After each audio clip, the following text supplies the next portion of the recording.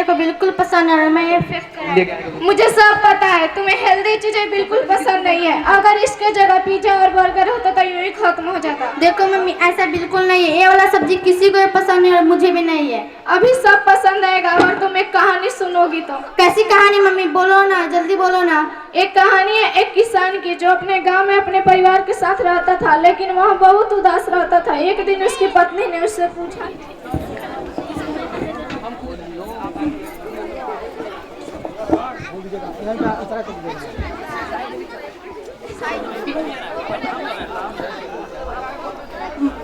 मैं कई दिनों से देख रही हूँ आप बहुत उदास लगते हैं। नहीं नहीं कुछ नहीं वो क्या है ना, इससे थोड़ी फसल कम हुई है क्योंकि थोड़ी बारिश कम हुई है। हाँ पिताजी, मैं भी देख रही हूँ आप कई दिनों से बहुत उदास रहते हैं।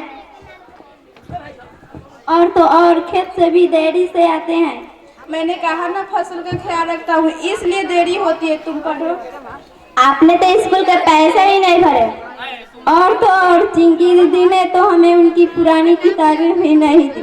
अच्छा बच्चों, बहुत रात हो गई है, जाओ सोने जाओ।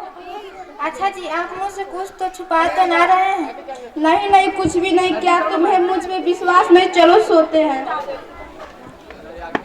अच्छा बच्चों, अब मैं खेत पर जा रहा हूँ, शाम को मिलते हैं। पापा जल्दी वापस आ जाना, स्कूल की फीस भी भर देना। ठीक है चलो शाम को मिलते हैं। शाम को मिलते हैं।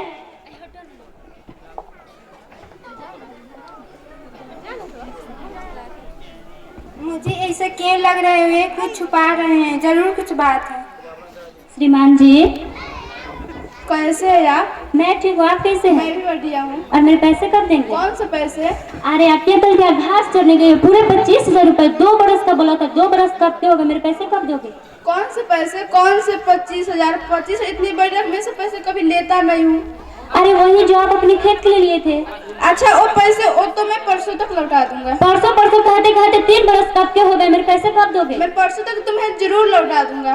परसों तक पैसे मिल जाने चाहिए वरना तुम्हारे पूरे परिवार को सड़क पर रहना पड़ेगा। नहीं नहीं मेरे परिवार को कुछ मत करना, मैं परसों तक तुम्हें दे दूंगा। परसों तक पैसे मिल जाने चाहिए वरना अच्छा नहीं होगा। परसों तक किसी तरीके से आनी चाहिए, लेकिन आएंगे कैसे? इतनी बड़ी रकम 25,000। अच्छा बच्चों, मैं तुम्हारे लिए कुछ लाया हूँ। पापा जल्दी दिखाओ ना। मैंने तुम्हारे पैसों का इंतजाम कर लिया और ये देखिए चिंकी दीदी से किताबें भी आ चुकी है। धन्यवाद पिताजी। अच्छा बच्चों, हमेशा एक बात याद रखना, हमेशा सत्य के पथ पर चलना। बुरी बातें बुरे काम कभी मत करना। अच्छे से पढ़ लिख कर अपने माँ का नाम रोशन करना, समझे? जी पिताजी। चलो अब सोने जाओ। शुभ रात्रि। शुभ रात्रि। चलो अब हम भी सोने चलते हैं। रुकिए, अपने बच्चों से क्यों कहा कि पढ़ लिख कर माँ का नाम रोशन करना? अपने क्यों नहीं कहा कि पिता का नाम रोशन करना? अरे वो गलती से कह चुका, क्या तुम्हें मुझ पे विश्वास नहीं? चलो सोते हैं।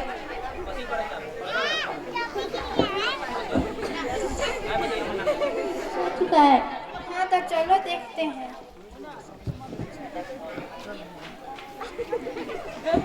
क्या पिताजी? अरे पिताजी कहाँ गए माँ? पता नहीं, अभी तो यही होना चाहिए था। एक चिट्ठी मिली है। चिट्ठी मिली है, पढ़ तो जरा। बन पाया।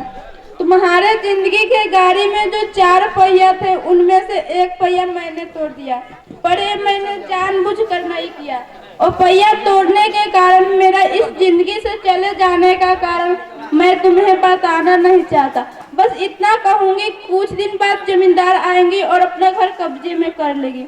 तुम चिंता मत करना। अलमारी के तकिए के नीचे कुछ दिन 400 रुपए रखे और हमारे गांव में एक छोटी सी कुटिया में तो अपना बाकी जीवन गुजारना। वहाँ के सरकारी स्कूल में विद्या प्राप्त करना, आगे पढ़ना और शिक्षित बनना। मुझे बस खेद इस बात का है कि मैं तुम्हारे यशस्वी होते हुए नहीं देख पाया। बच्चों मुझे माफ करना, मैं तुम्हारा अच्छा पिता नहीं बन पाया। अलविदा।